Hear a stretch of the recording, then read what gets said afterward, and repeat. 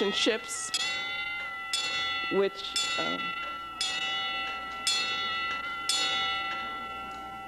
okay. Oh, that's 4, okay.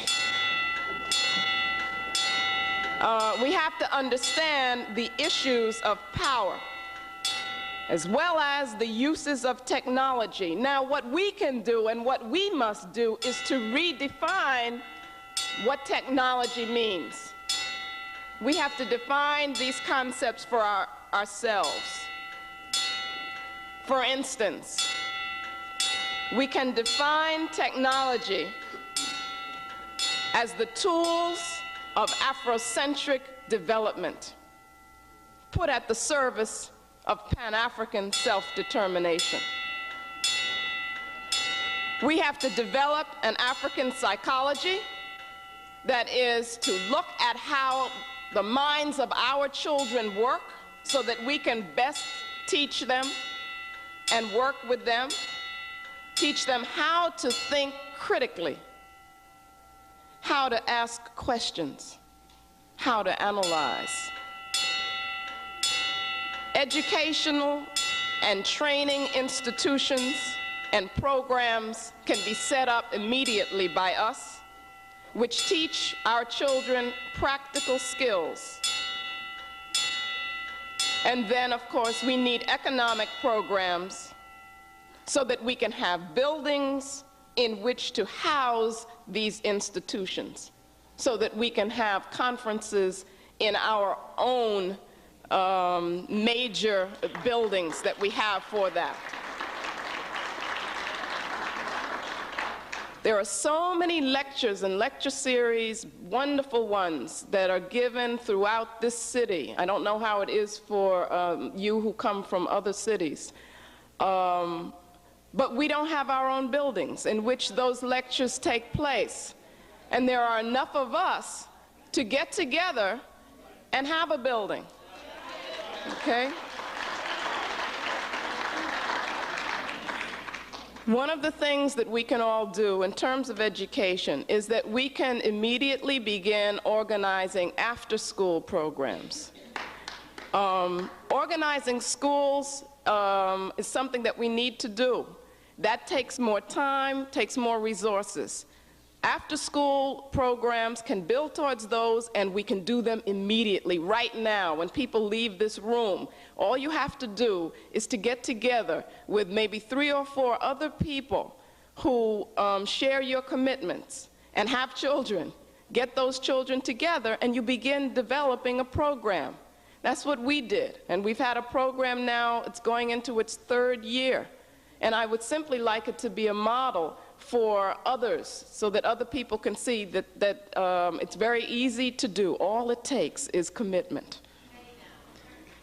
And then through all of this, we need to develop some standardized curricular material that can be dispersed throughout the African community in this nation and throughout the world.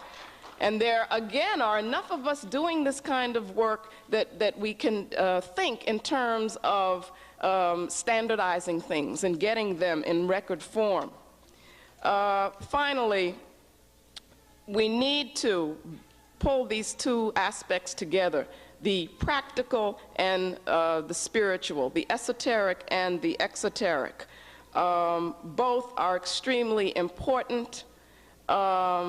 But we cannot have one without the other. The esoteric, spiritual, and the holistic must go hand in hand with the exoteric, the practical, and what has been called the academic in European culture.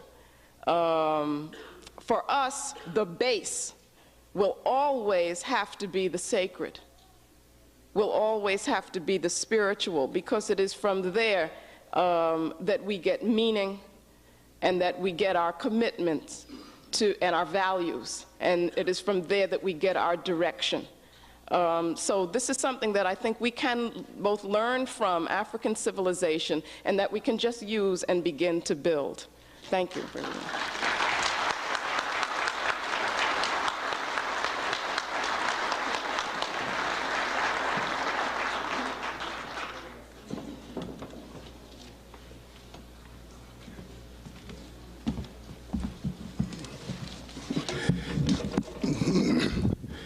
Good afternoon, ladies and gentlemen. It's indeed a pleasure to be invited to sort of speak with you today. I won't, again, take up much of your time. I won't pretend to be an expert on Egyptian education and Nile Valley education, since my interest is more contemporary. So I'll just sort of briefly outline some of the information I've been able to glean about the education of the Egyptian boy in particular. One of the things, though, that I found out about Egyptian education is the fact that certainly education was highly revered among the Egyptians, and the learned person was a highly revered and respected individual. Learning then had a major place, a central place in Egyptian life. So where and whenever you come upon Egyptian literature, you find an enthusiastic reference for learning. And many of the journals and diaries of various persons during this period of time refer to education. One such as a nobleman who was carrying his son to a school on the Nile, who admonished him to give thy heart to learning and love her like a mother. For there is nothing that is so precious as learning. When we look at Egyptian education, we see that the education began very early in the life of children. The boys began their education at around age 4. And that education continued for about 10 to 12 years. So essentially you had what we would consider today an adolescent at age 14, 15, and 16, ready to enter into full adult life and to undertake adult responsibilities in terms of his past learning. The arts of reading and writing and knowledge of books was recognized by all classes of Egyptians. And as we might expect, the king's children and the children of the official classes were educated at the court schools, even though education also took place at the temples. And at a later point in Egyptian life, they took place at under various governmental agencies and departments. Because, of course, we must recognize that Egyptian society was a very complex one, and therefore education took place in many areas of Egyptian life, some of it being more specified than others. The high officials of the government were in part responsible for the education of the youngsters, as well as, of course, the priests and others we would expect to be involved in education. You had a type of corporate education as well, where the young man was educated by an official who ran a particular department, but also was a worker for that official. So you got sort of a double type of education, a type of cooperative education, where the student learned the formal curriculum, but also learned by doing.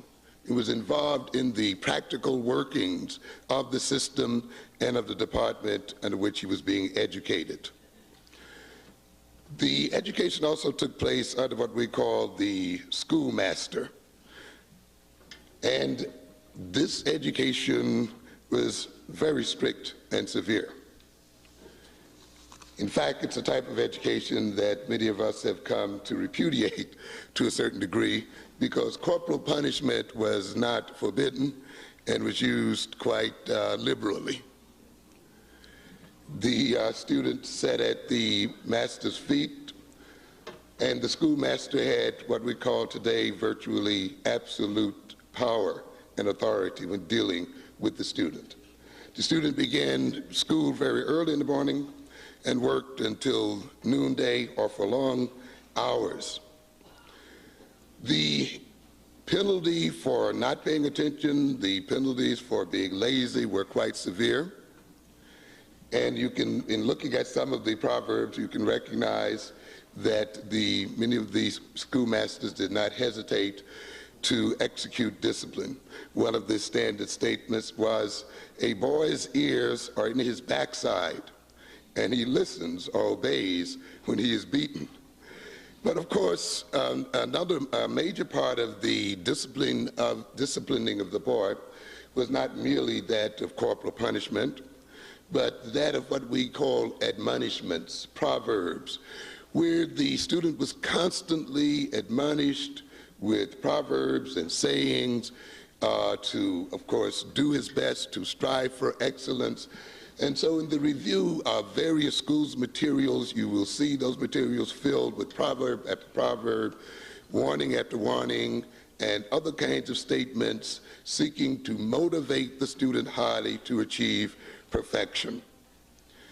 Education was not something merely given to the noble people or the sons of noble people, but also people of what we may call the lower classes, many of whom went to school with the sons of princes.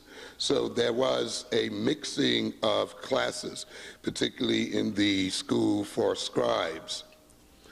So then we can see an interest in the basic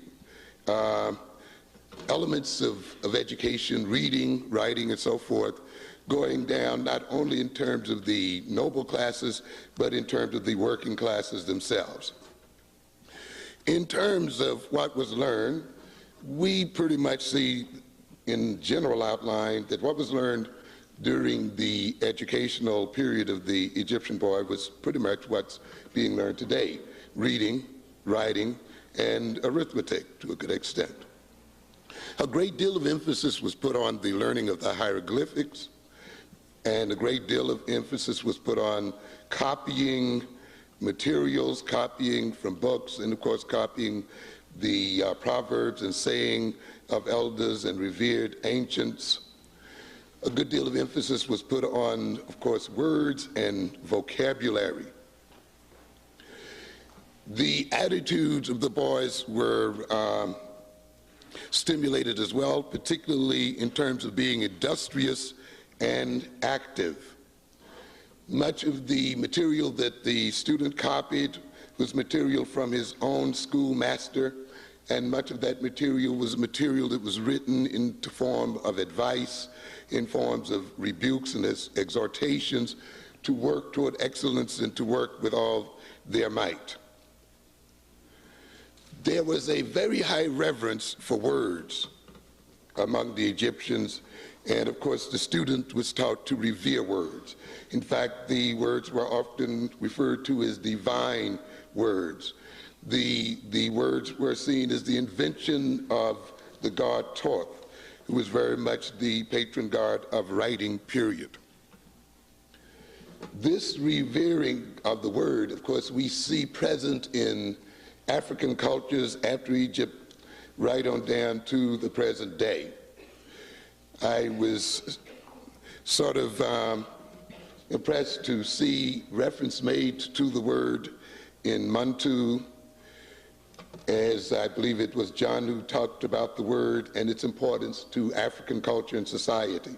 All magic, he states, is word magic, incantation and exorcism, blessing and curse. Through nomo, that is the word, man establishes his mastery over things. Everything comes into being through the word. And of course, we are reminded of this in the familiar testament that reads, "First there was the Word, and the Word was with God, and the Word was God." And of course, we are reminded of the creation story, which sees creation taking place in terms of the Word. This idea then of the Word as a creative force, as a transforming force, has been a part of African culture up to the present day. The Word, John says, itself is force. The word holds the course of things and changes and transforms them. Nomo, the word, creates images upon images and transforms them. In what I think is a very remarkable book, The Pedagogy of the Oppressed, we see again Paulo Freire talking about the word, in one instance stating, to speak a true word is to transform the world. And of course we see in the teachings of Jesus the statement again about words and about truth. And the truth being that which frees men from bondage. Freire says to exist humanly is to name the world, to change the world. Beside the study of words, of course, was the study of math, the study of geometry, because, of course, as we're all familiar with, this was very necessary for the building of Egyptian society, for the measuring of land, and various other types of activities that were very necessary to the functioning of Egyptian society. Let's look for a moment briefly at what this education was used for. I don't want to leave you with the impression, of course, that Egyptian education was narrow. It was quite broad.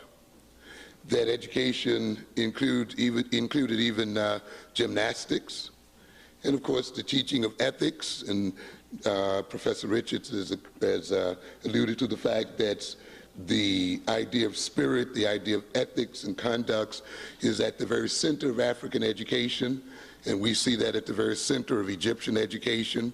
Practical philosophy was also a part of the education of the Egyptian child. That is, philosophy not just in its abstract sense, but philosophy in terms of conducting oneself. The Egyptians, of course, held in high esteem the ability of the individual to behave mannerably, to behave justly. And this was considered then just as much a part of education as an education in hieroglyphics and other aspects of language and literature, as well as mathematics. Good manners and conduct was a major part of education. Of course, you had the education of the soldiers, the education of the painters, of the sculptors, the various other craftsmen, and the various other professions as well. The education of the Egyptian was used pretty much, in a sense, the way education is used today, to carry out very functional jobs and activities in the society itself.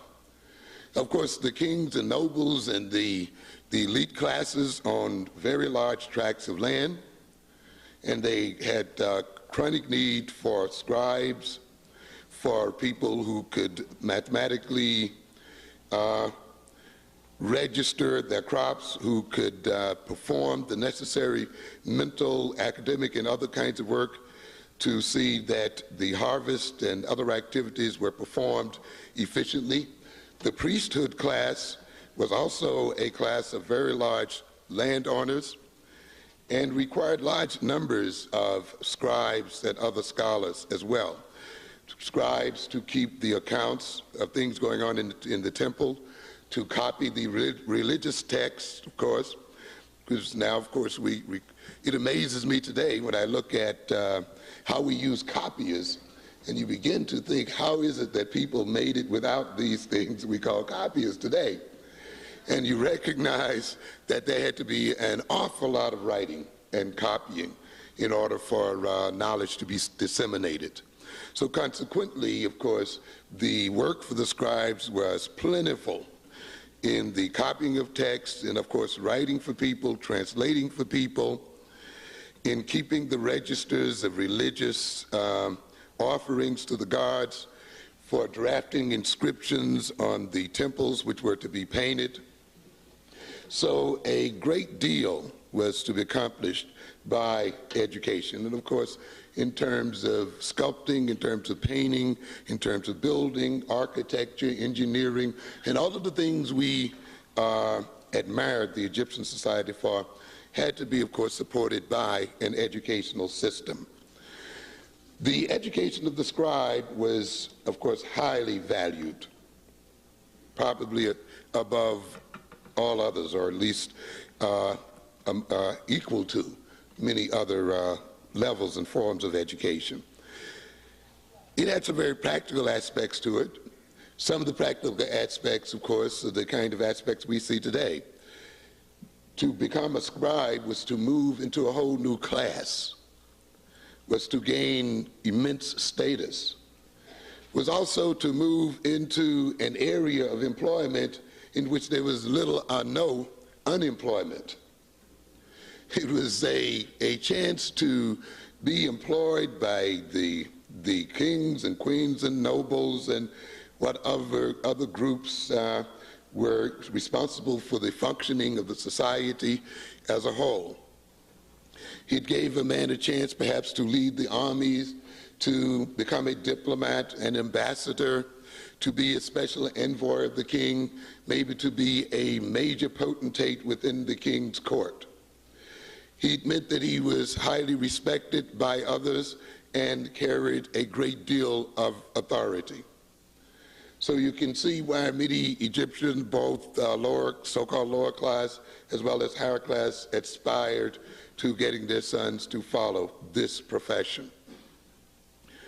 I want to look for a moment then at possibly what we can learn from the study of Egyptian education.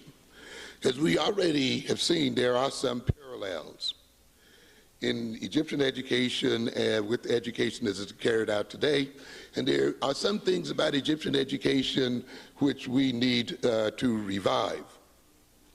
Certainly, the love for knowledge is something that we find in Egyptian education that can be stimulated far more than it is today.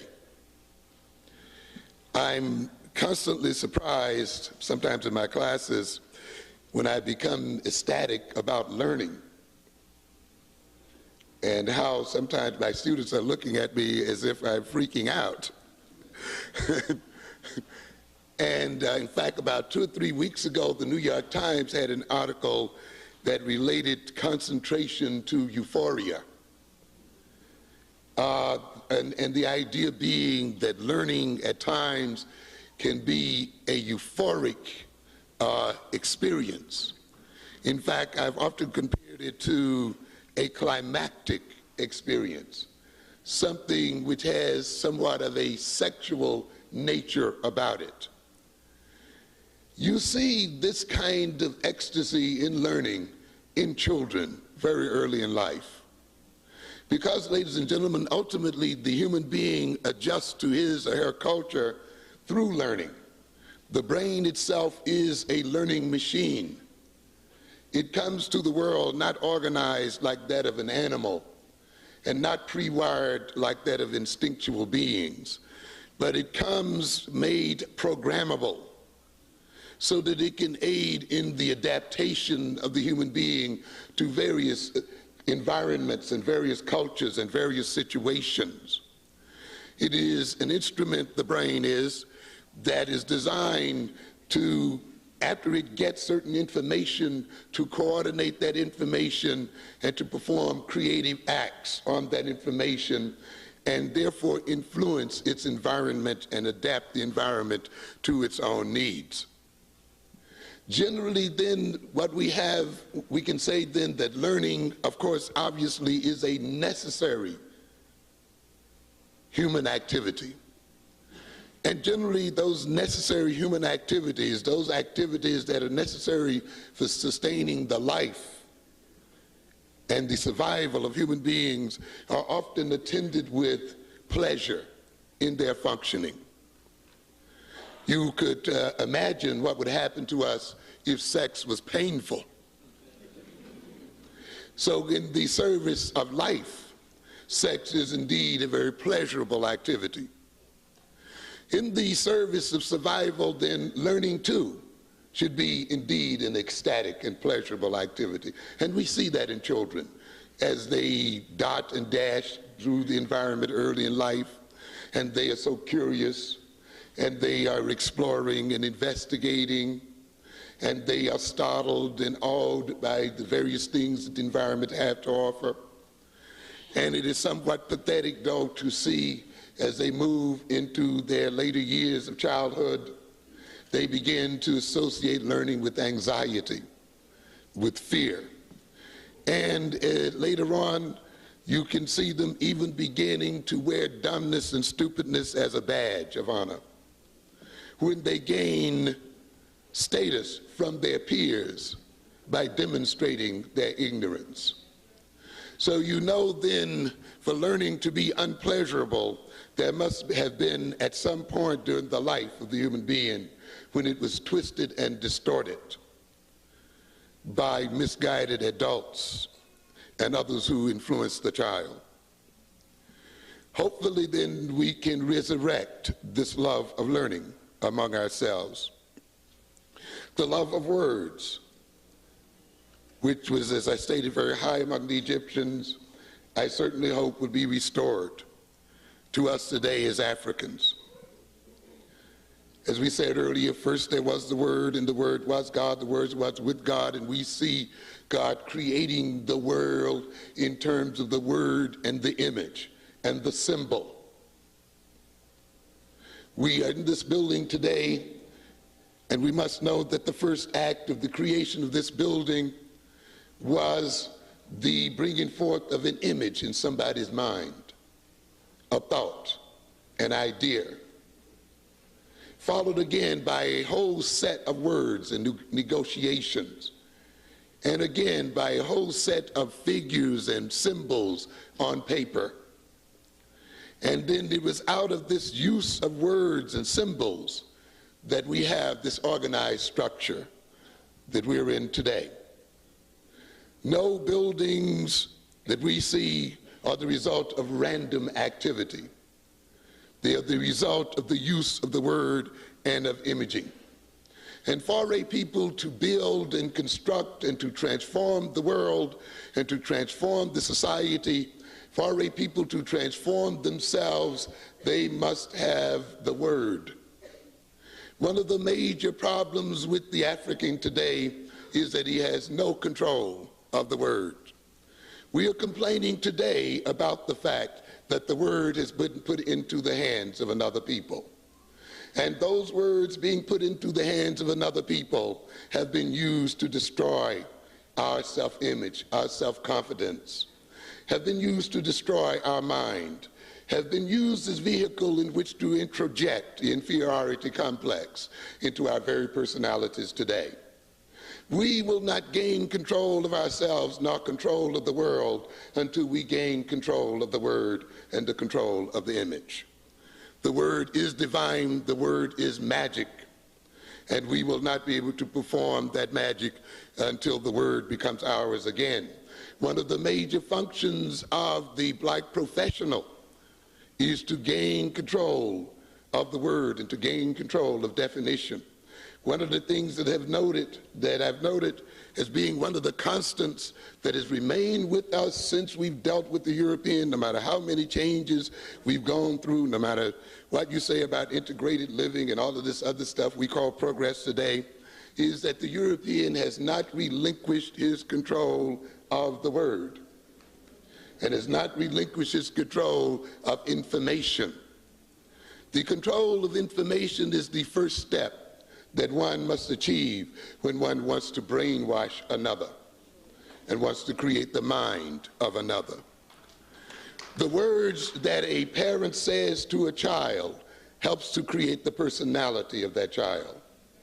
The absence of words also create personality as well.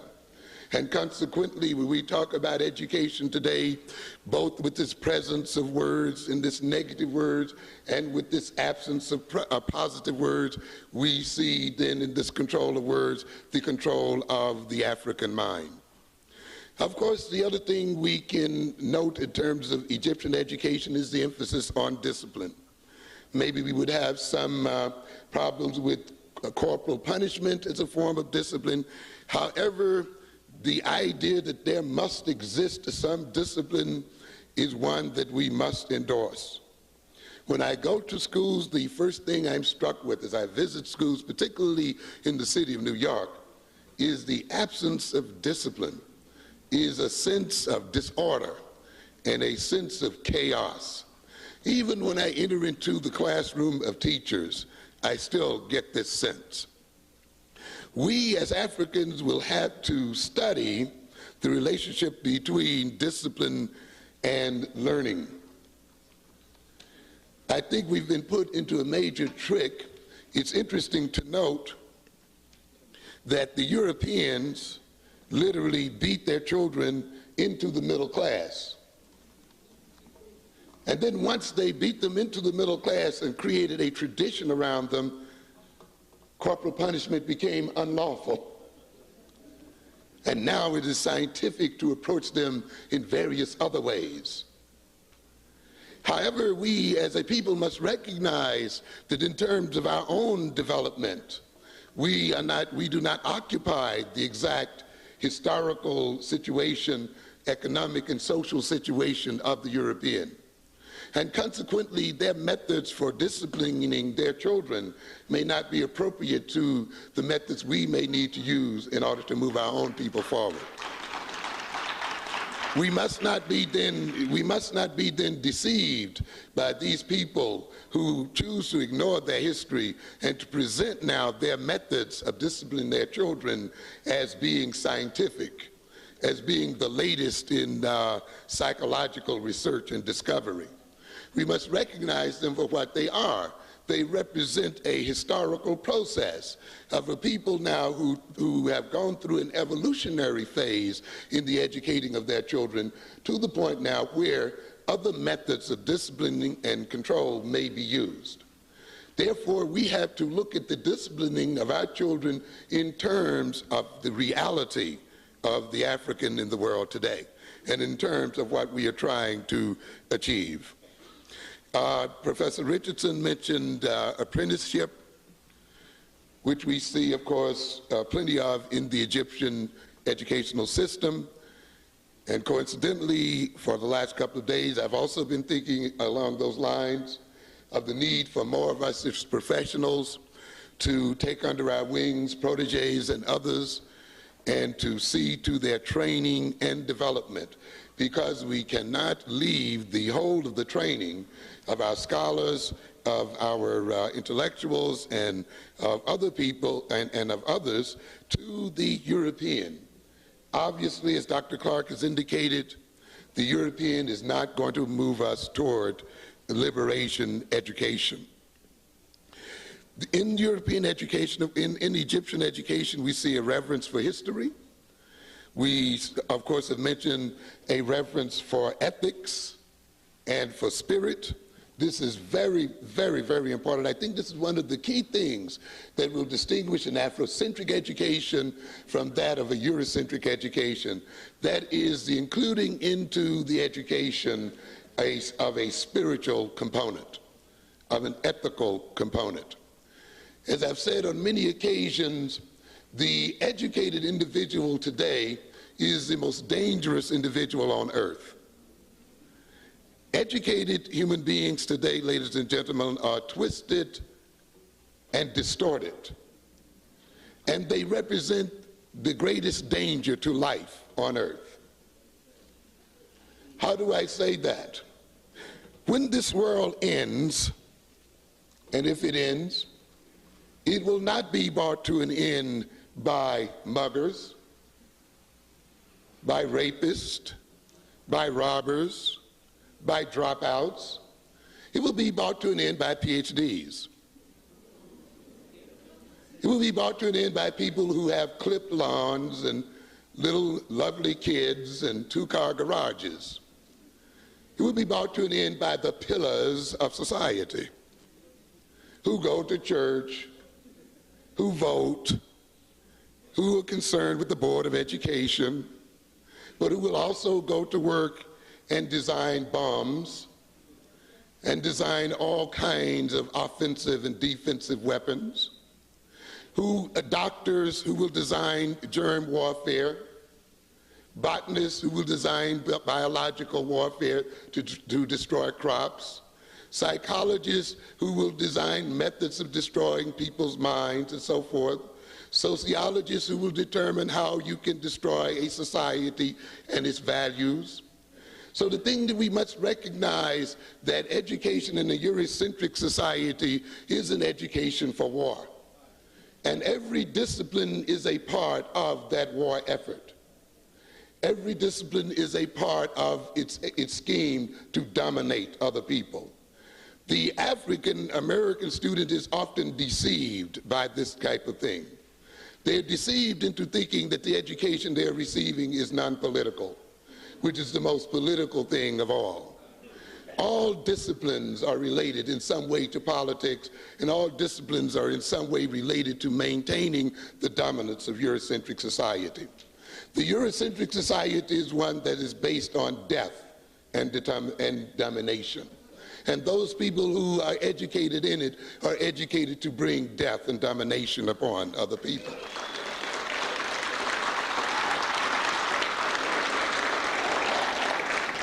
Therefore, the educated individual who feels he's educated and his education gives him a right to rob and steal from the average man and the lesser educated man, and he thinks by spending 10 or 20 years in school, he's justified in robbing the people of every last dime they have.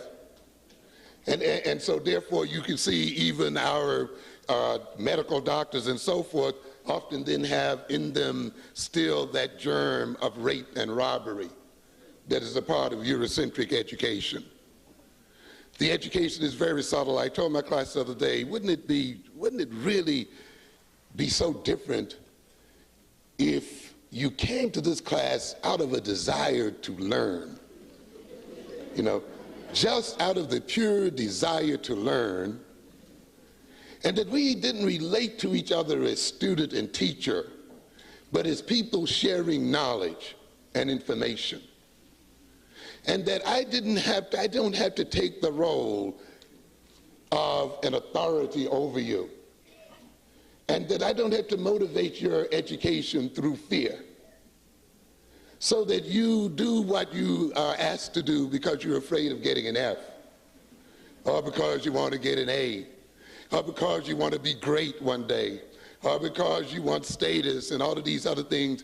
Can't you see then at the very center of your education is an education based on fear and false pride and false motivations, so that when you get through, you will be a twisted human being, and therefore you will introject that kind of value upon the population as a whole?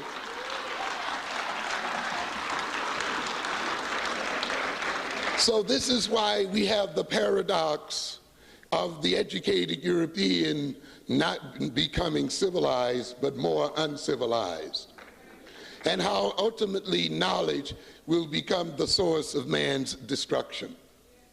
One of the fundamental orientations then of an Afrocentric education is to change this orientation, this fundamental death and rapacious motivation at the root of education. And one of the ways of doing this, of course, is to reintroject the spirit, the ethics, and to reintroject in some way religion and reverence for life in education. People who are educated without spirit, without a reverence for life, are educated to become prostitutes.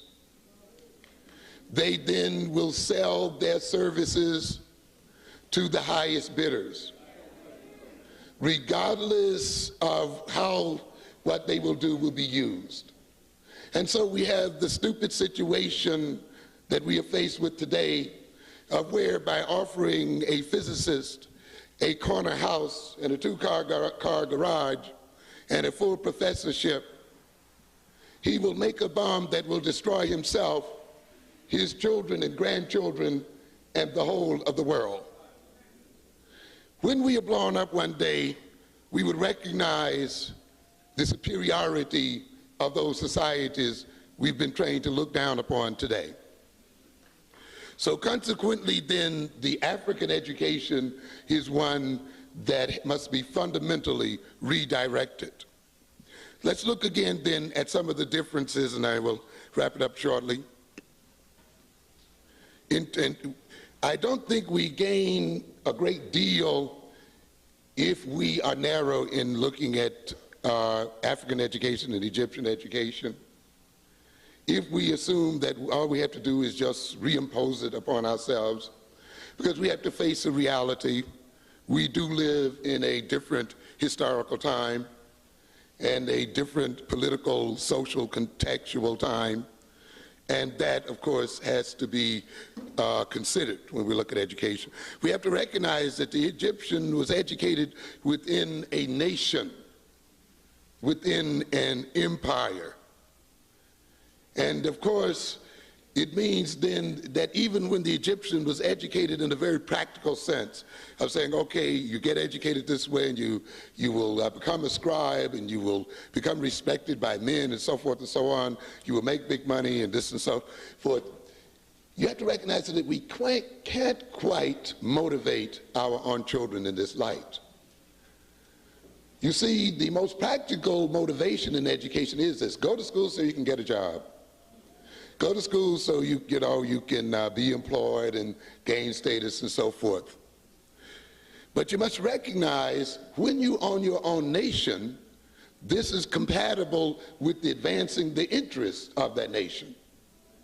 But when you are in the midst of another nation, and when you are a dominated people, to advise and motivate your children on that basis means that they have a narrow concept of education, and in following through their professions, they will support directly and indirectly the very system which dominates them.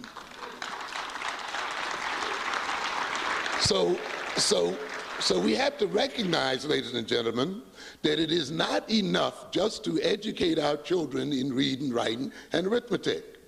And I think even those of us who call ourselves Afrocentric have forgotten about that. We think that it is enough merely to train our children in Afrocentric thoughts and orientations. However, to train them in Afrocentric thoughts and orientation in mathematics and science without also preparing a nation for them is filled with problems. And often it means then that you will educate maybe a very brilliant mathematician who has Afrocentric ideas, but who in the end still must work for IBM and AT&T and the rest. And he'll find himself frustrated and upset, but in order to earn his bread, he's got to work for the enemy. So consequently then, a part of education, ladies and gentlemen, is the building of a nation and the building of institutions so that we can hire those ones we educate. So that in working to fulfill their own needs and desires, even though those needs may be somewhat selfish, they are still working to advance the interests of the nation. You can educate your children into scientific thinking and mathematical thinking all you wish. Unless you have an economy, it will come to nothing. Because today, ladies and gentlemen, doing an advanced project research project in physics costs millions and millions of dollars. If you're going to build a cyclotron, for instance, you may have to build that cyclotron filled with heavy magnets and heavy uses of electricity for 5 or 6 or 12 miles around. This requires tremendous investments of money and time. Consequently, it means if the African society is to advance to any great degree, the African society must develop its economy so that it can support scientific and other forms of research. Otherwise, we are just sort of making pipe dreams. We must recognize, too, that the Egyptian is being educated under the influence of autonomy. That is, Egypt is an autonomous nation and an empire. We must recognize today, though, that our education takes place under domination. And this, I think, means a fundamental difference in direction of education of the current African as against the Egyptian. To a good extent, a great deal of Egyptian education was conservative, maintaining a great and glorious nation and history and past. as well, of course, as maintaining their survival. But in our situation, ladies and gentlemen, we are not dealing in an autonomous context. We are operating in a context of domination, which means I think that our fundamental thrust, or at least the fundamental thrust of African education today, should be revolutionary. It should be an education geared toward the overthrow of those people who dominate us.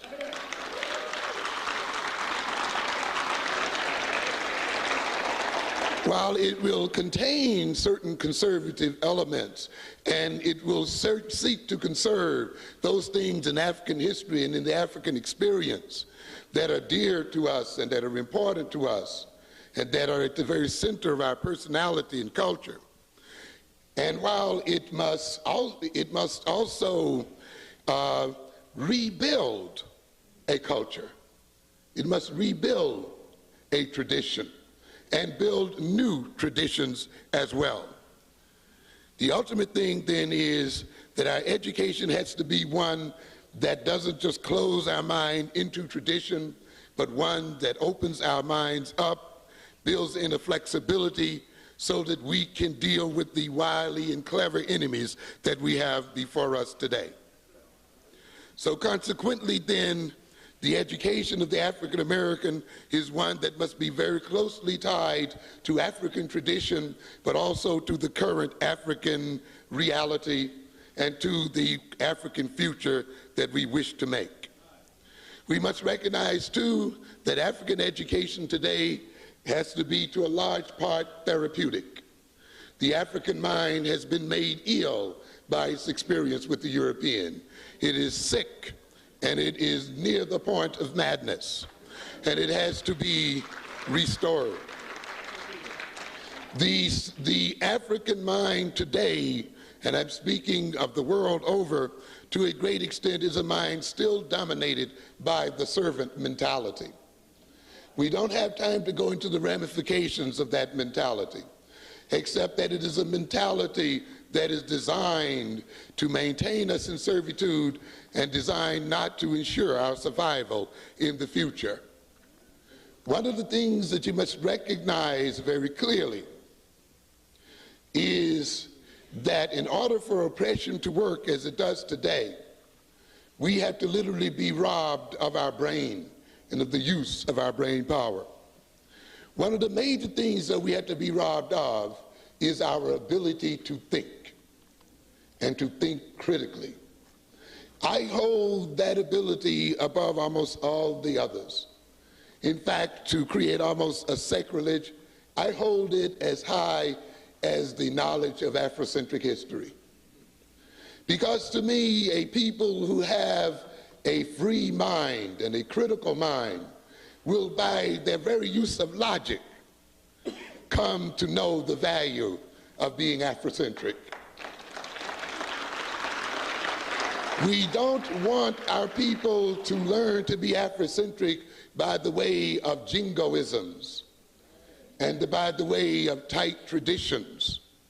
We want them to arrive at their Afrocentrism through the use of their free and great African minds. Thank you very much.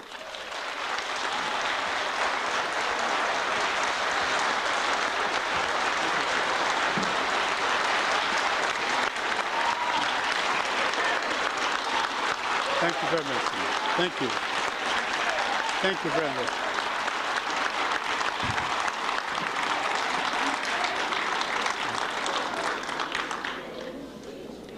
I'd like to say that Professor Wilson is a community person who lives and functions in an institute. Part of his design, in addition to hostess, and that he's very much a part of us. And what he has been saying to you this morning is the same thing he's been saying to us in the community, weekly and sometimes daily, all along.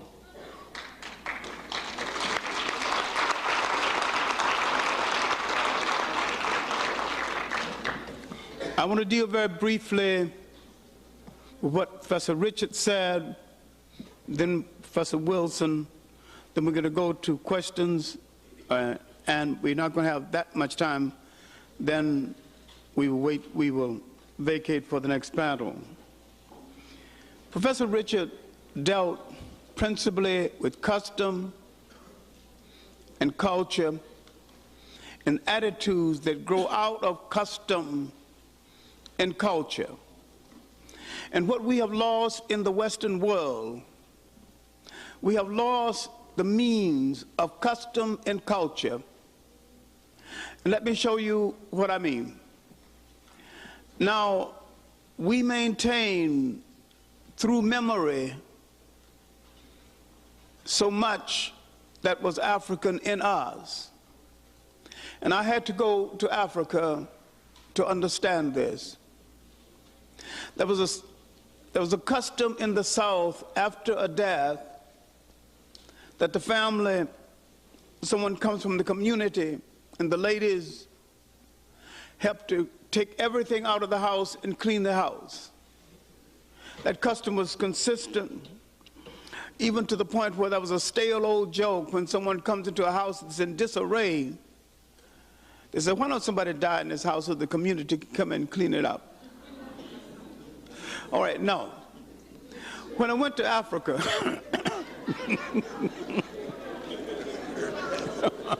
now when I went to Africa, I saw the other part of that way, the part that we had forgotten. I saw when the deceased, the widow of the deceased, begins to cry, and she never cries until the official announcement is made of her husband's death, no matter how much he feels, until the elder of the family have announced the death, he is not officially dead, although she knows physically he's dead. He's dead to the group when the elder says he's dead and announce that our brother has departed.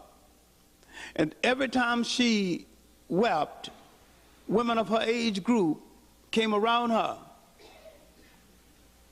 and they comfort her. That throughout that society there was someone to comfort you at every level.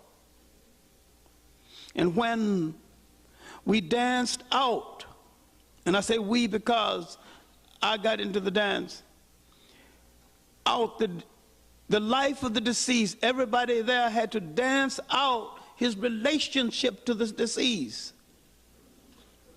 And when it came almost my time to dance, I almost panicked. I'd never done a dance in an African ring in my life. And I asked an African girl, how do you do this dance? Where do you put your feet? And she looked me straight in the eye and said, Mr. Clark, you have no feet. The African dance has nothing to do with the feet. It has to do with the soul. If you can feel your relationship with this man, then you can dance out that relationship. If it touches your heart, what you call your feet will take care of itself.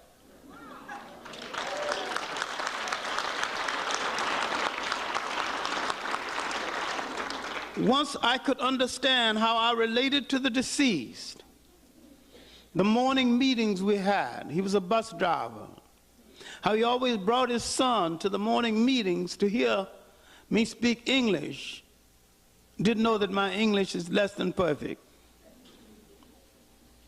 And how we saw him to the door of the family compound as he went to in town to drive the buses.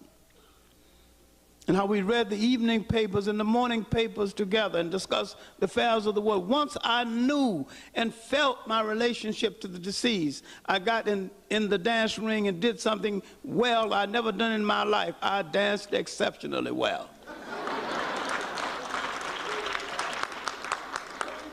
Now, the important thing is that once the widow comes back, there's a ceremony when the whole community gives her the assurance that the community is going to take care of her. And when the men give her new shoes and they're singing, as long as there's shoes among your people, you'll have shoes. The women have disposed of all the clothes she wore when her husband was alive. and symbol of the new life, the women have made her a new wardrobe. And the women are singing, as long as there's clothes among your people, you'll have clothes. Then they make a big banquet. And she is to taste all of the food before anyone else eats. While they're singing, as long as there's food among your people, you'll have food. Then I said, these are the people here in the slums of Accra, in Ghana, who's supposed to be primitive. This is civilization. This is social security built into a culture. This is high culture. And this is what I mean by the preservation of custom in culture. And this is the first thing the European tries to take away from you. He laughs at your gods. Then he teaches you to laugh at your gods. Then he does not have to build massive prisoners, because once you laugh at your gods and turn your back on the culture that produced you, you are a prisoner, you are a slave.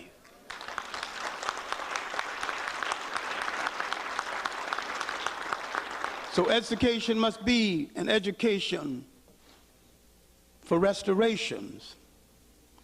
Both Professor Wilson and Professor Richard dealt with symbols. And so long as we are not in control of symbols, and it was the search for symbols that led me into the field of history, looking in the Sunday school lesson and not finding my people at all. Even in Africa, I couldn't find them. I see people going to the land of Punt, that's present day Somaliland, and they got white. I see an African named Moses going down to Ethiopia where he married Zipporah. Zipporah got white and he got white. The Bible gives him one Ethiopian wife. My research gives him 3. Let us say that he developed a taste for chocolate very early.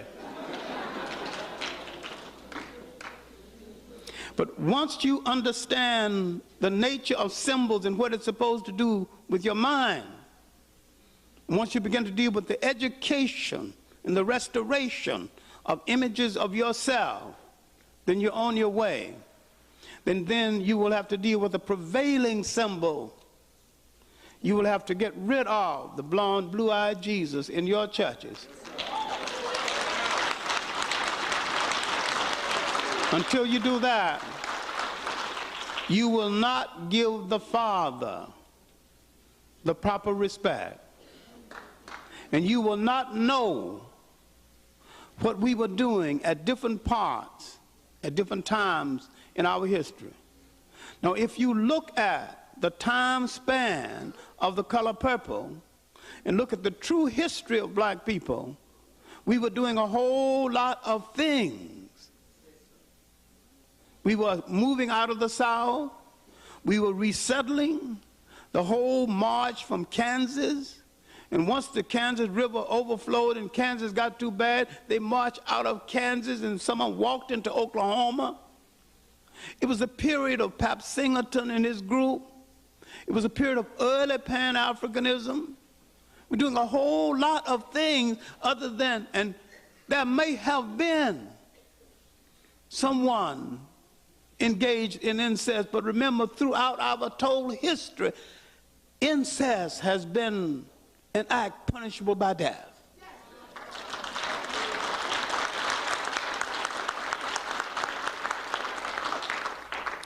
And 2 of the best known novels written by blacks, Invisible Man begins with incest, and The Color Purple begins with incest. Because they are programmed by someone else to pick out images within whites and fasten them on us.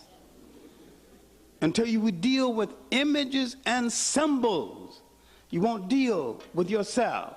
And you can begin with a mirror, and until you walk away from that mirror and say, I like what I see, you will not start to deal with images.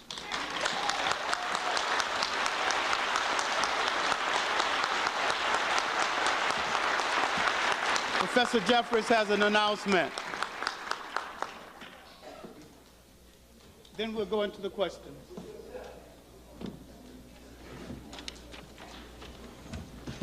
Hotep, brothers and sisters. Certainly a beautiful thing to see all of you here at this institution. This is one of those institutions that Professor Wilson was talking about. If you have a degree from one of these institutions, like Columbia University and the rest, you're in trouble. And if you're teaching there, you're in trouble. A whole lot of things. We'll go into that as we get into the conference. We do want to go into some bookkeeping and other things that we have to make sure we take care of, and mechanics. I don't want to lose the flow of the panel. We will finish this panel and move right into the next panel with a short break in between. Then we will have a break for dinner. There are restaurants in the neighborhood that are available. There will be food vendors that are available. We wish you to come back in the, not straight too far. They have Reliables, Copelands, Wilsons within easy distance. Come back for the presidential address and also the activities after that in which Professor Clark will be featured. So that gear yourself in terms of your time because this is a special happening and a special occasion.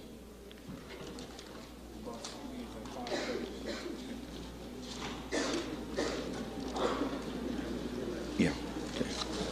We will have other announcements about the bus leaving, going back to the Penta, so people can prepare to come back this evening. We'll make those announcements later. A couple of our panelists were not able to attend because of health and other reasons. But I'm sure that we all had a fantastic presentation with the brothers and sisters that we have today. Could we give them a special round of applause?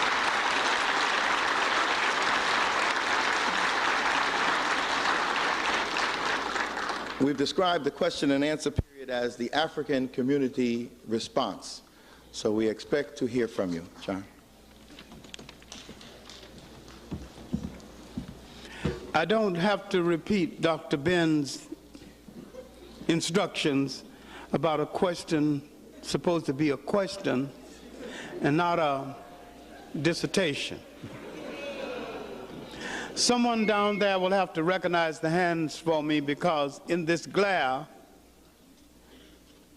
I may not be able to see the hands very well. Let's come straight to the questions, make them short and right. And let's start right now. And we have approximately 10 minutes, maybe a little less, when we have to vacate for the next panel and the brief break before the new panel. Professor Wilson, you can address your question to Professor Wilson or myself, because the panel consists of practically two right now, except Professor Jeffries, who's administratively moving around, taking care of business. Yes.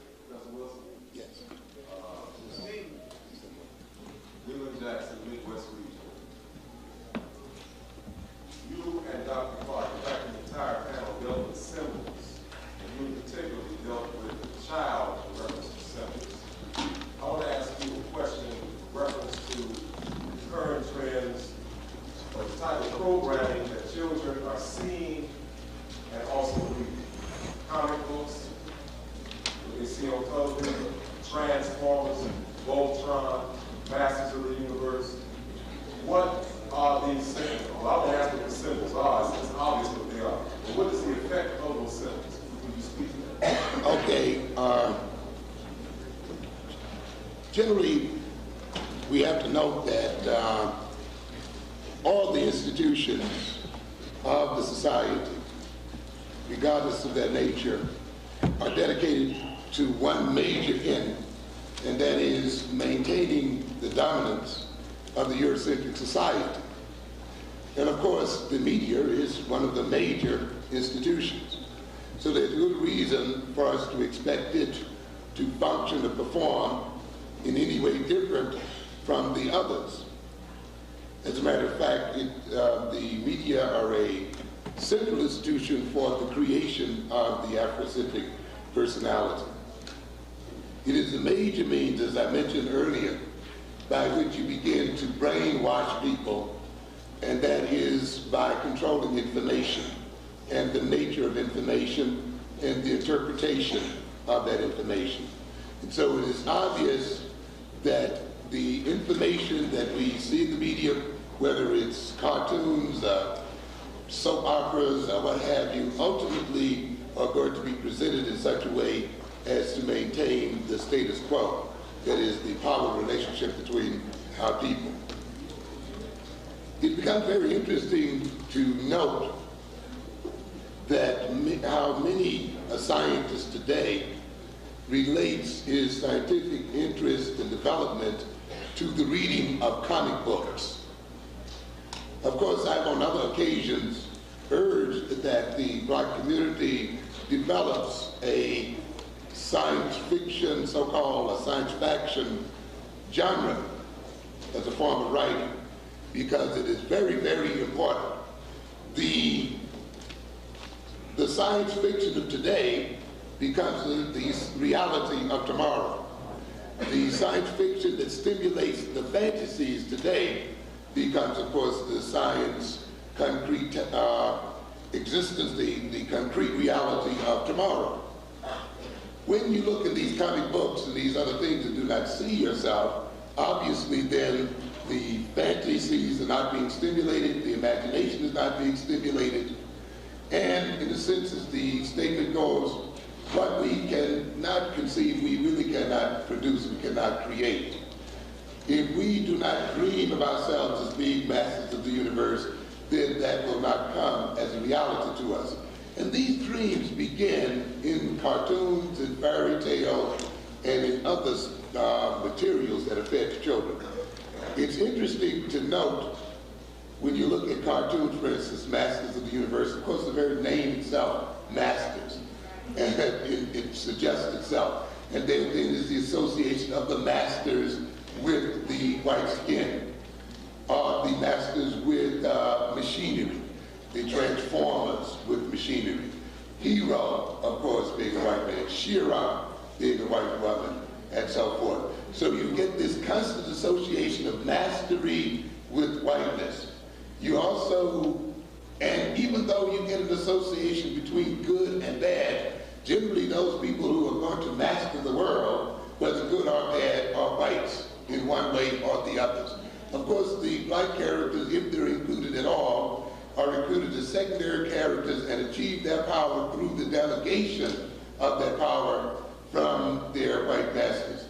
It's often interesting to note that even when you have so-called cartoons that include black characters, they are quite often jokes. I think they have one Plastic Man. You see the spaceship with the big lips, and it's just a ridiculous type of thing, because even though it's so-called a space show, it's quite obvious that it's a joke immediately.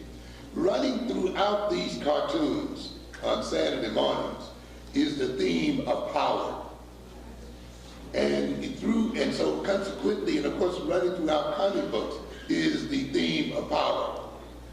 And the whole struggle is usually over who is going to rule the world, the bad guys or the good guys. But whether they're good or bad, they both are struggling for power. So by the time our children get through reading these comics and looking at these cartoons and looking at the various other things that occur on TV, their mentality has been one that is fitted for servitude. Next question, please.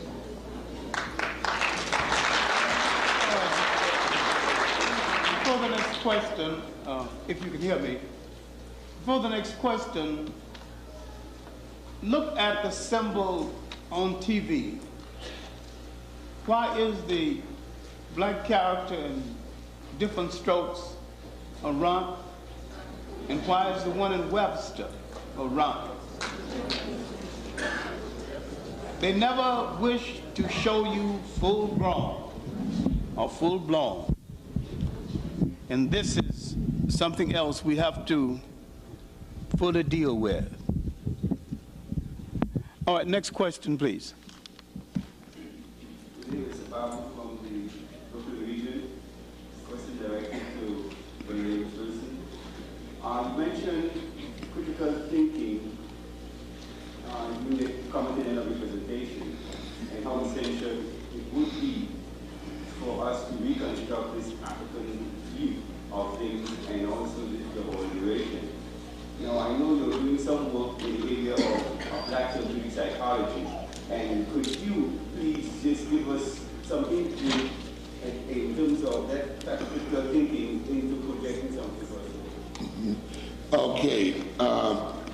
As I indicated earlier, and of course, Freire talks about this as well, but I think any time you really looked very closely at the psychology of domination, you see that one of the major things it must remove is the ability to think critically and analytically, to the kind of thinking that weighs and measures and evaluates and relates and organizes and so forth. The major function of the servant, and that is the function, as far as the European is concerned, of our people, that is that of service to their own interests. It really doesn't matter how so-called well educated we become, how long we stay in school. The central plan of the European is that we perform a service in terms of their interest. So ultimately, our education, no matter what its length, is ultimately an education towards servitism. Essentially, the function of the servant then is not how to think, but what to think. His function essentially is one of carrying out orders.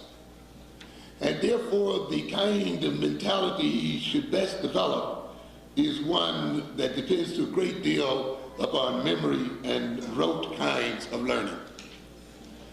It is a kind of mentality that is built to remember and learn in terms of expediency in order to carry out a particular function and thereafter to forget the order.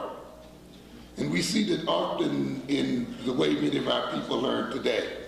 We learn for credits, we learn to qualify for a job, we learn to sort of prepare to get a particular position, but often the learning has little intrinsic value or it gives us little intrinsic pleasure.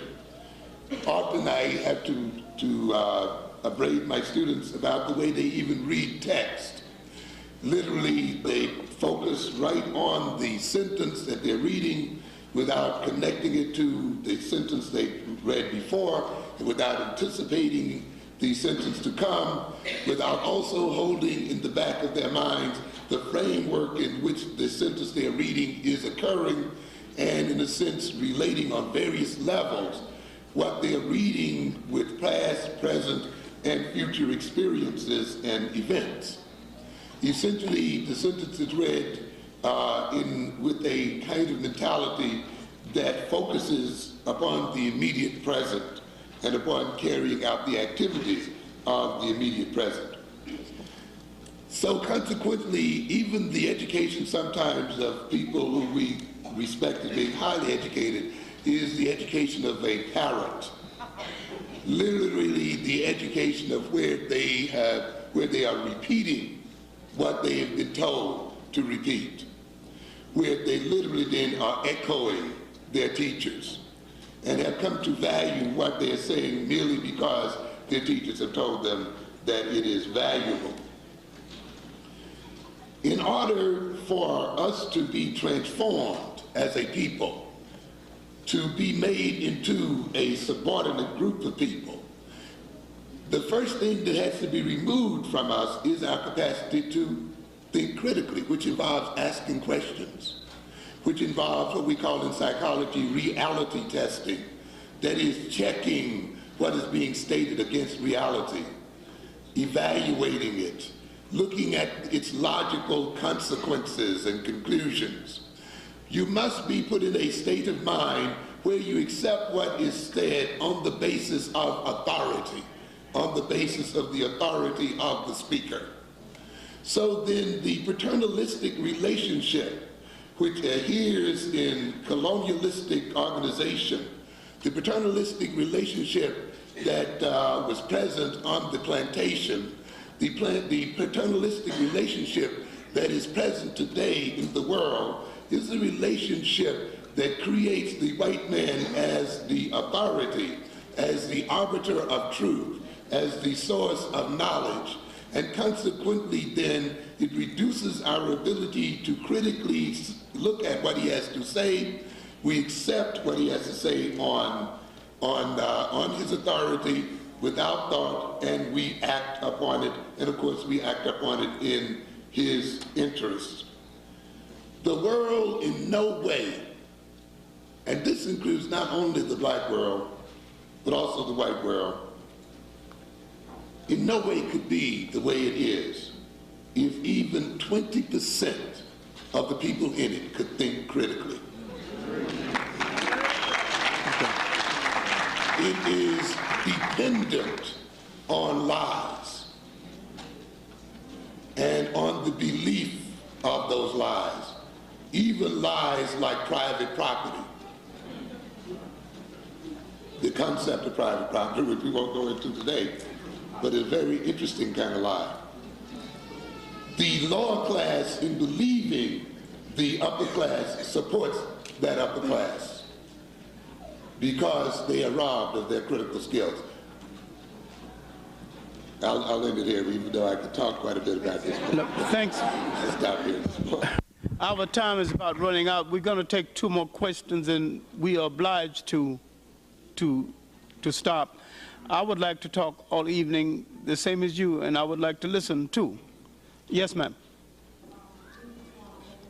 Speak a little louder, please.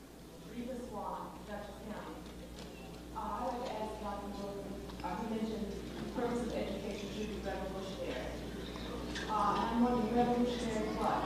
Information state, a separate state, or a minority? Well, of course, I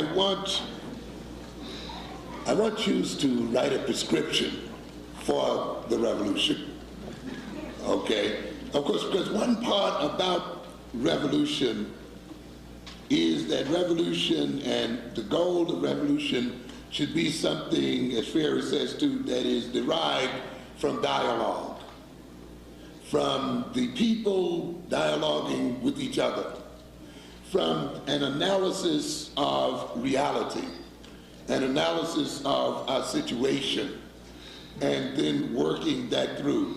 And one of the things he notes, which I subscribe to, is that we have to be very careful, those of us who are in so-called positions of leadership or influence or whatever you want to call it, in the way we relate to our people, in that we don't want to come with them with prescriptions already laid out, because in a sense, through this kind of approach, we tend to bring on the kind of approach that already exists as a part of the master-slave relationship. And of course, by using this approach, we have to maintain the passivity of the people. And if we're talking about then critical thinking, the people themselves must be critically involved in determining the goals of revolution. So the thing that I'm getting at then is this, that the revolution and the goals of the revolution will be whatever African people, after an objective, Afrocentric determination and cultural analysis, will determine that they will be.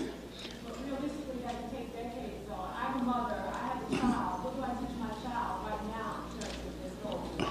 The major thing, I think, in terms of the immediate situation, is to strive for, as I've urged earlier, the teaching of that child to, of course, to perceive the world clearly and realistically, and to give it the abilities and the skills by which it can perform a realistic analysis of that world and oriented toward basing its activities and behavior on reality itself, which of course then involves what we call these cognitive skills training, the reasoning skills training, the very basic ones, of course, the use of the word itself, sharpening its observational abilities and its abilities to project in terms of planning and organizing, and its ability to see relations between causes and effects. And of course, in relationship to that, a history and a knowledge of itself, its people, and its culture.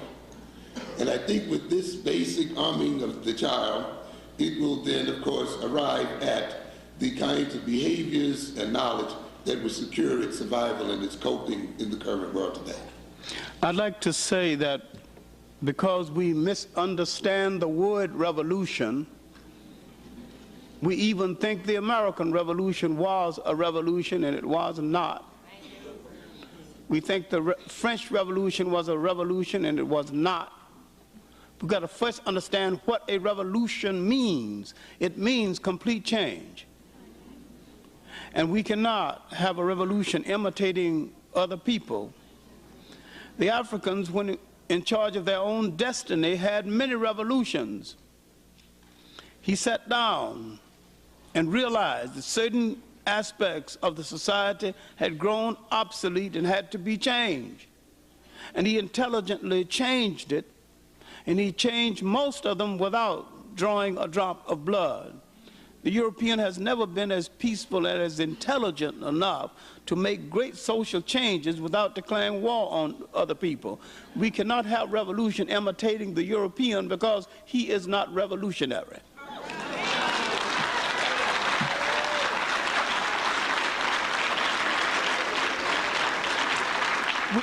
We'll have the last question, and I purposely tried to avoid mentioning cause something or another, because you have two kinds of Marxists among blacks. You have the Groucho Marxists and the Karl Marxists.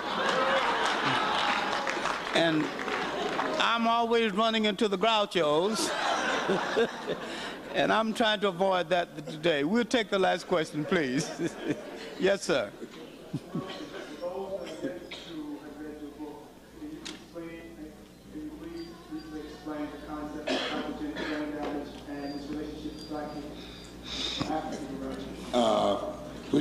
Psychogenic brain damage?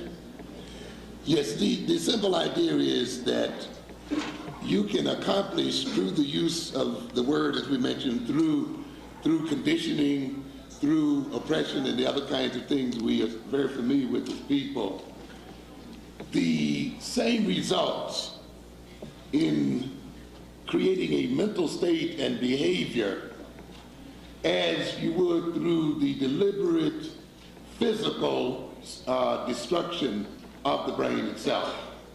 In other words, we can disorganize the brain physically through the use of drugs, through, of course, through excising with the surgical knife, through various other physical means, and of course you can create various behaviors and wipe out various abilities through this physical means.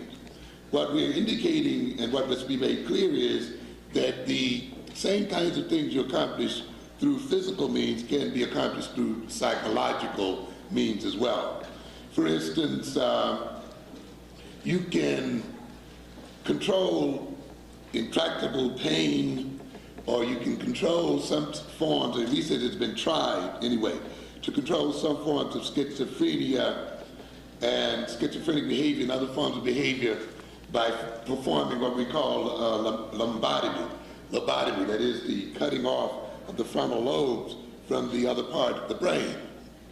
One of the problems with that, besides the fact that the operation often does not work that very well, is the fact that there are other side effects, such as reduced motivation on the part of the patient, such as easy distractibility on the part of the patient, such as the inability to maintain attention, the inability to achieve certain goals, a certain lack of appropriate emotional response on the part of the patient.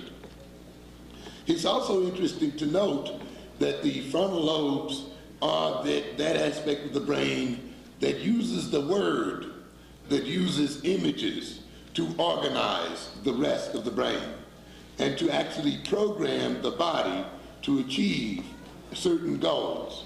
So when a command is given to the frontal lobes translate that command into body behavior, into attentional behavior, into setting goals, into testing behavior, so that once the goal is set, the frontal lobe programs the eyes and the senses to be sensitive to various things that are necessary to the accomplishing of that goal, calling up previous information and correlating as such. It maintains focus so that things that are irrelevant to the achievement of the goal are not attended to. And all of this is accomplished by the use of words and symbols and experience in the frontal lobes. So consequently then, people without words, without certain symbols, without certain experiences, or with certain words and experiences, you see, and when those experiences are used by the brain, are made capable or incapable of certain forms of behavior. So to deny certain people words, concepts, and images, and experiences, to introject into those frontal lobes senses of inferiority, lack of self-confidence, self-hatred, and other kinds of things, is to literally then to perform a lobotomy on the individual. So consequently, you will find many of our people, as a result of this psychological lobotomy, having the symptoms of a psychosurgical patient.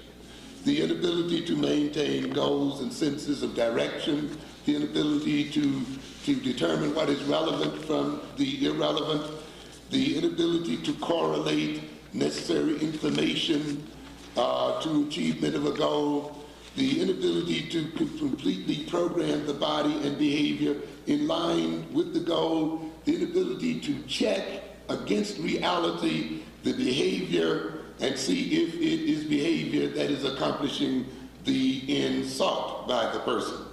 Of course, then the rewriting of history by the European, the scandalization of the African personality, the introduction into the African of self-doubt about his abilities, the whole system of paternalism, which takes away from the African the responsibility for his future, is a part of this psychological psychosurgery. And it is then a way of robbing the African brain of its necessary programs to achieve African survival and independence. It is a way then of literally cutting up our brains without physically entering into our skulls. Thank you very much. Thank you, brothers and sisters. There'll be a short break before the next question, very short, I think, because we've used up more than enough of our time. All right, prepare to come right back for another panel and partake of these fruits of education. Thank you very much again. Appropriate that I be asked to chair the very last panel because I live so far away in Seattle, Washington. And, and we decided on this particular panel not to hurry. We've prepared for this panel, which we feel is so significant, speaking about the African family of the Nile, and we have some very, very, very important messages to share with you. I would like to introduce the members of the panel. Sister Clark, who many of us have shared a number of experiences with for the last 3 years in Los Angeles and in Chicago, and Sister Gordon, and Sister Jeannie Bain. I'm asking us if we feel that we are going to get a little restless and need to catch buses and things, if we would do it very respectfully. Thank you. And we'll start off with Sister Clark.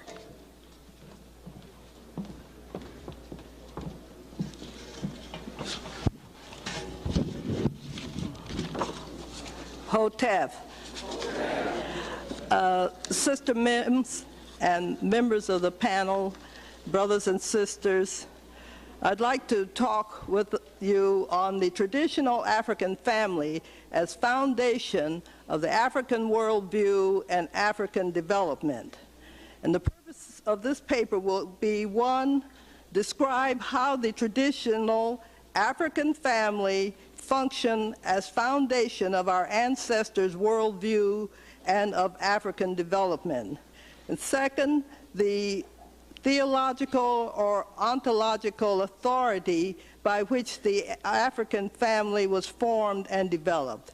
Third, using the traditional African family as a paradigm, discuss how we African Americans can reconstitute and reconstruct our families as the sine qua non foundation for liberating and developing our communities at the local and national levels.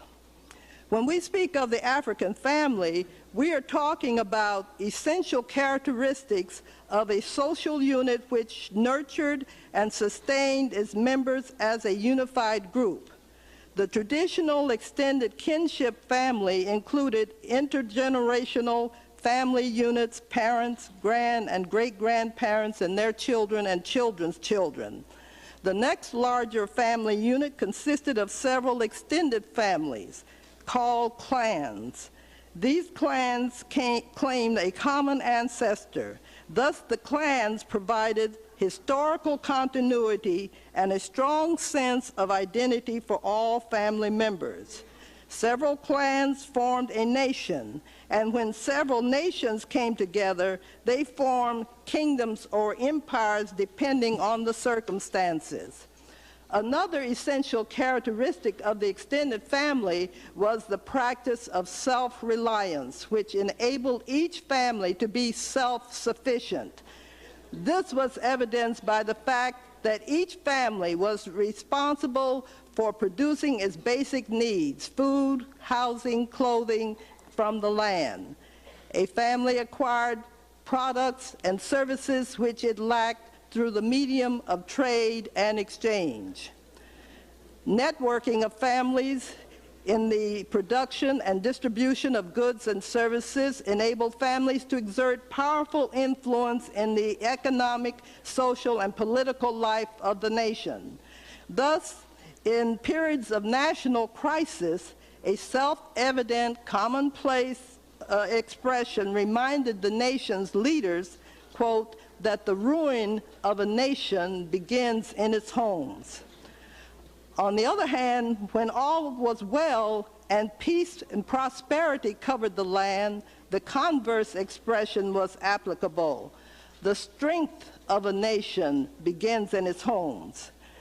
Important to the inner stability of the African family was the African woman as mother and as her children's first teacher.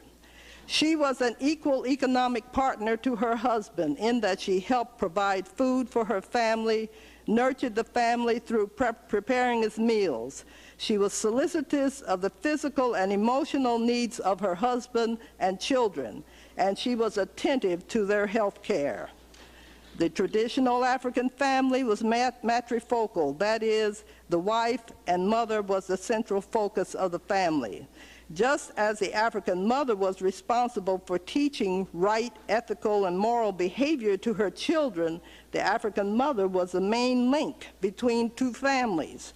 For when a man and woman married, it marked the uniting of two families, rather than the mere coming together or union of two people in marriage. For it was expected that the wife would bear children, assuring the perpetuity of both families. The wife was a conduit also for inheritance, which passed through her to her brother's sons. Her brother in return protected his sister, and in the event of her husband's death, her brother provided for his sister's children.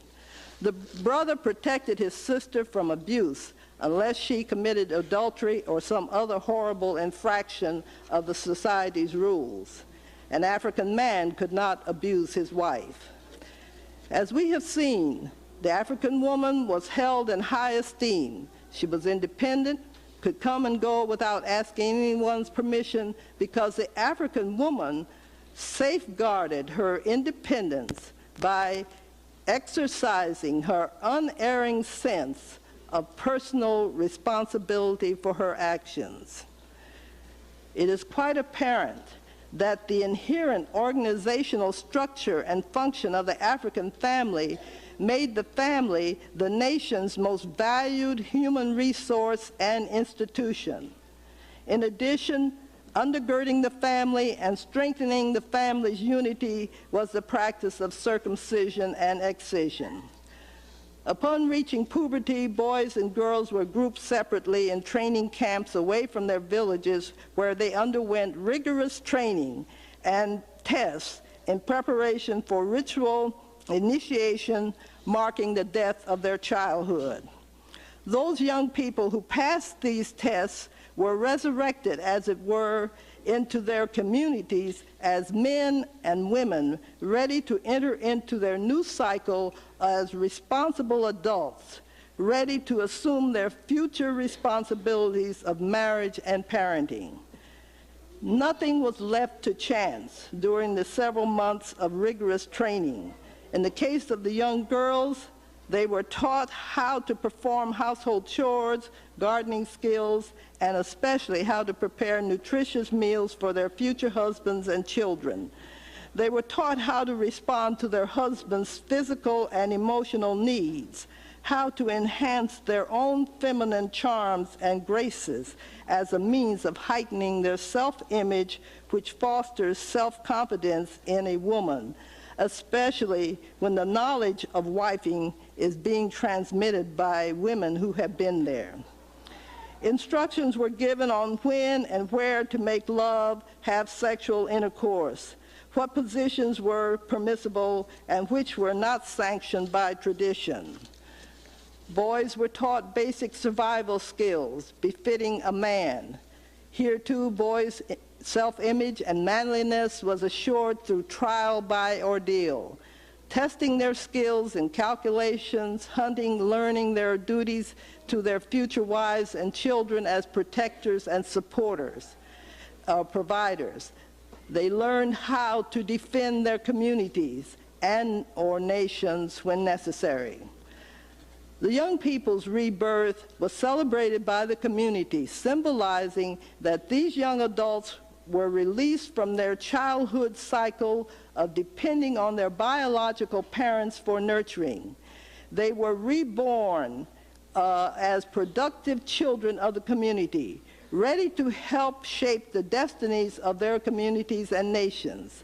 Thus we see how age grouping cuts across all biological family ties, creating strong political and social bonding between men and women of each age group, so strong that these age groups were prone to feel and act like brothers and sisters in response to their group interests and group needs. We may ask how Africans throughout the continent concurred on the idea of structuring a matrilinear family system which embraced the practice of circumcision and excision. Who was their source of authority? What were their basic assumptions? The late Cheikh Anta Diop provides a clue when he stated, "The matriarchal system proper is characterized by the collaboration and harmonious flowering of both sexes, and by a certain preeminence of women in society due originally to economic conditions, but accepted and even defended by man." To say that men and women agreed on setting up a matrifocal family organization is true, but we need to search deeper for a bottom-line response.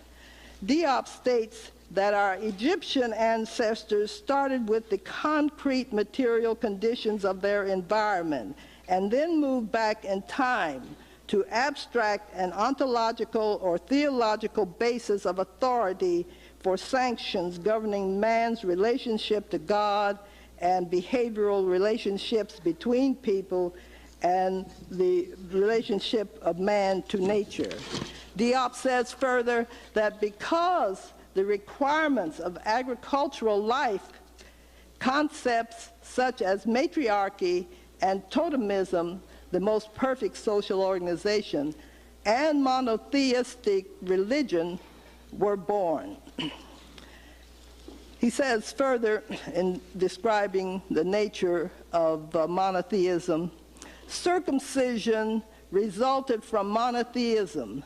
It was really the notion of a God, Amun, uncreated of all that exists, and that led to the androgynous concept. Since Amun was not created, and since he is the origin of all creation, there was a time when Amun was alone. He must have contained within himself all male and female principles necessary for procreation.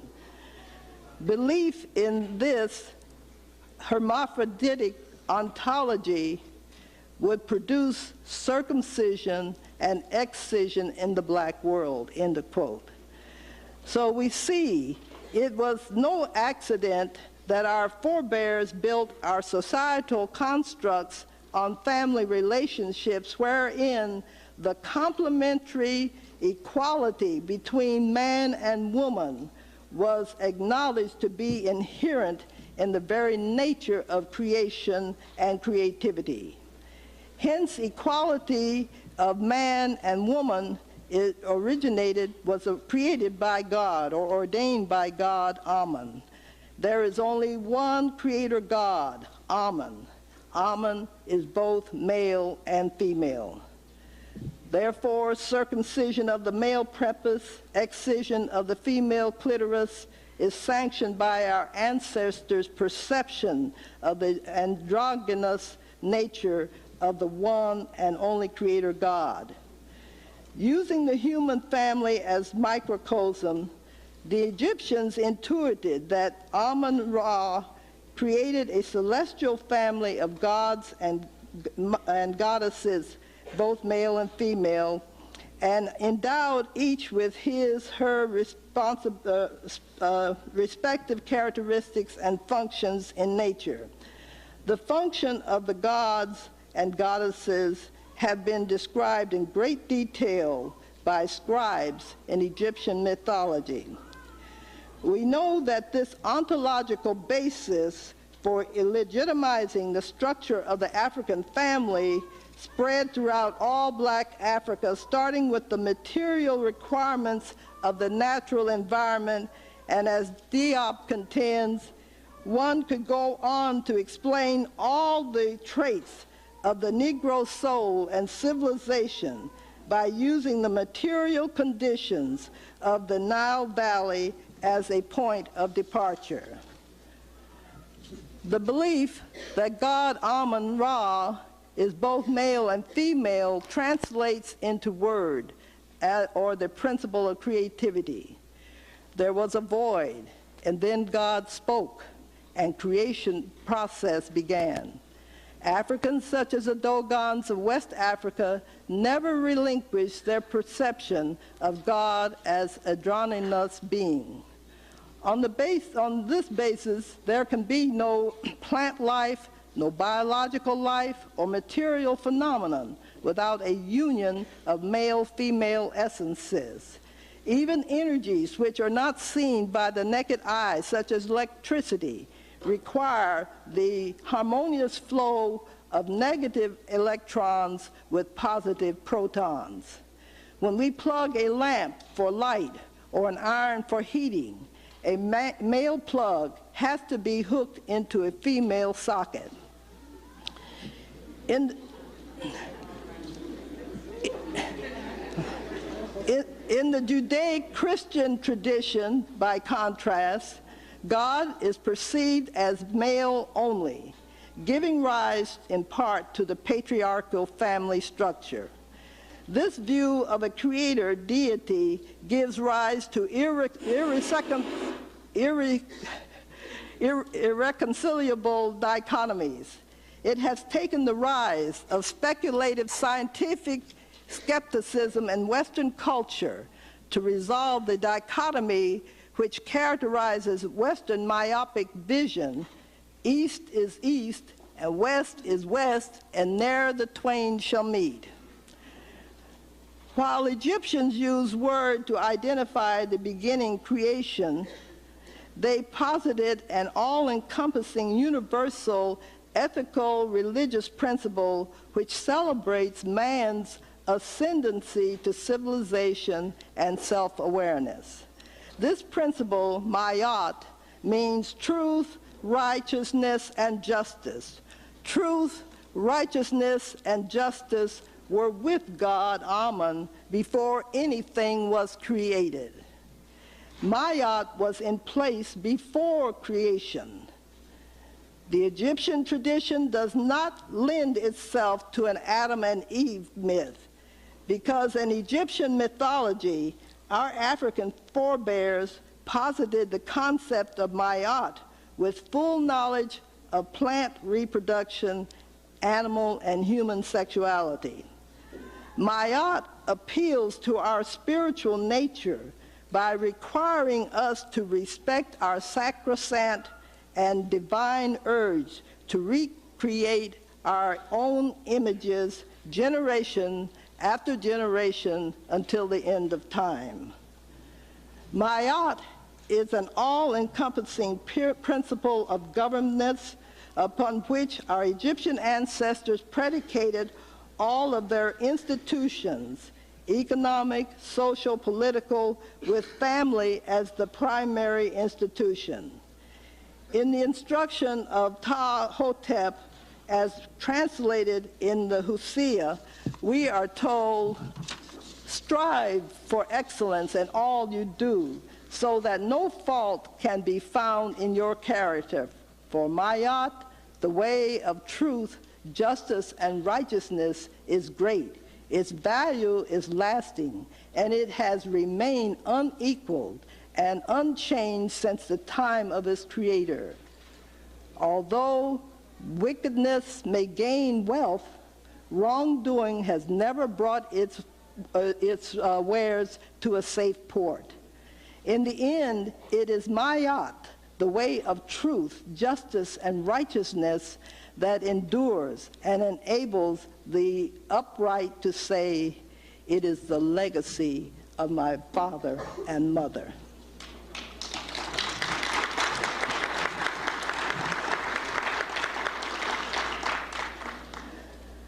Early symptoms of the breakdown of order and balance, that is Mayat, in the collective life of a people occurs in the nation's homes.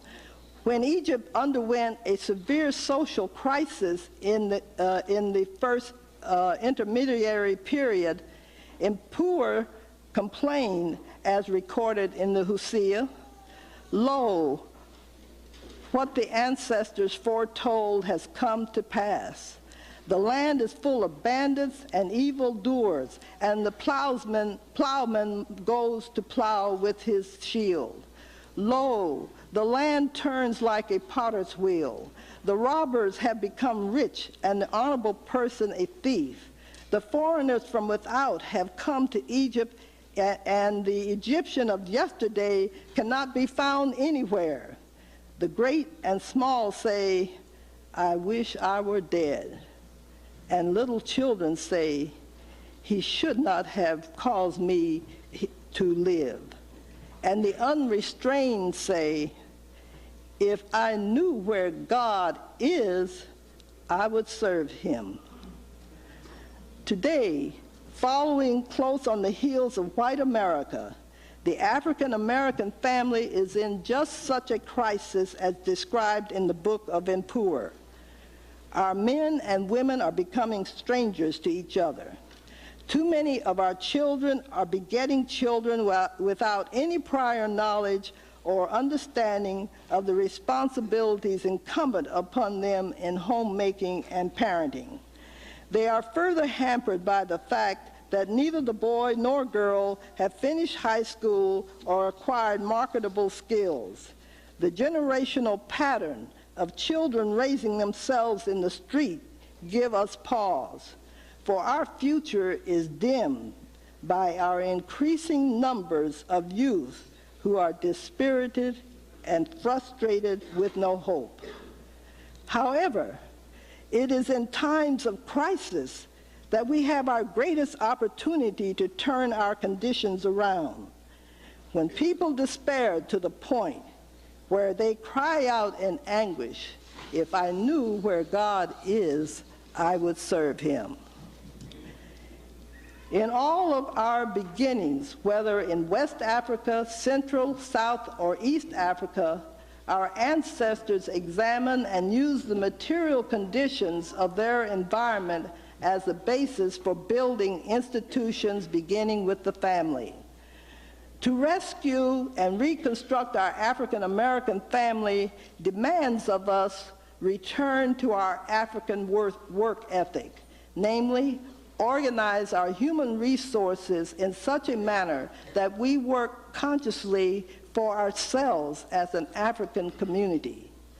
Take, for example, the economic factor.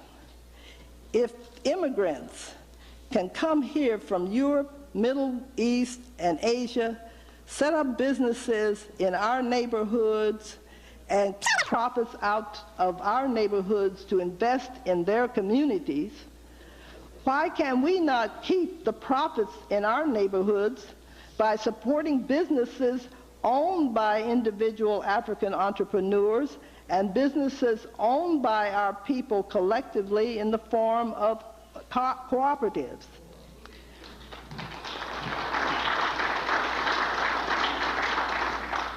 Such a turnaround would provide the means to train and employ a number of our youth whose survival is dependent solely upon their street smarts. Sisters and brothers, we must re-examine our individual and collective lives through continuous study of our beginnings and implement the lessons we learned from our beginnings, starting with the first beginning, namely creation. We have learned from our readings, lectures, and discussions that the first and greatest civilization known to man was built by our Egyptian ancestors. Our studies further inform us that the creation principle, or the principle of creativity as intuited by our Egyptian ancestors, became the cornerstone upon which the first and greatest civilization known to man was founded. This universal principle, youth, truth, righteousness, justice, has withstood the test of time and will last throughout eternity. Therefore, it behooves us to renew our faith by internalizing Mayat as we reach out to touch the lives of brothers and sisters who, in their striking out blindly and in darkness for answers, maim and short-circuit their own lives and the lives of us who are closest to them. In fact, we shall not rest, for only Amun-Ra was satisfied after creation of the universe of complementary forces harmonized by the divine law of Mayat, and he rested. Amun-Ra permits us to develop to the limits of our capabilities the ongoing creative building process within the sphere of human activity. The tremendous energies and smarts of our young must be challenged and channeled into creative purpose living. It is incumbent upon us to transmit to them the true knowledge about ourselves. Teach them that we are social bodies, social minds and spirits, two sides of the same coin, so to speak. Our awareness of our many levels of spirit depend upon the extent to which we explore our spiritual dimensions. It is through our minds and spirits that Mayat empowers us to harmonize and keep in balance our energies and achievements. Our young will come to know that where Mayat is, God is, and God is in us. The radical and rapid technological changes in our material circumstances, mass and jet transportation, satellite communications, nuclear energy, in no way dwarf our struggle for liberation of our minds and spirits. These material changes are the accumulative evolution of human effort and human intelligence. No single cultural group or ethnic group has a corner on human intelligence and energies. We laid the foundations for the development of Western civilization and technology. Using our collective human resources, we must rebuild humanizing institutions. Finally, at the height of the civil rights movement in 1966, Congressman Adam Clayton Powell rang a bell in his baccalaureate sermon at Howard University when he said, "Human rights are God-given. Civil rights are man-made. Our lives must be purposed to implement human rights. To demand these God-given rights is to seek black power, the power to build black institutions of splendid achievement. As we place our faith in Mayat as envisioned by our ancestors, we will again take our place center stage in world history by building and rebuilding even greater African institutions of splendid achievement, beginning with the African family."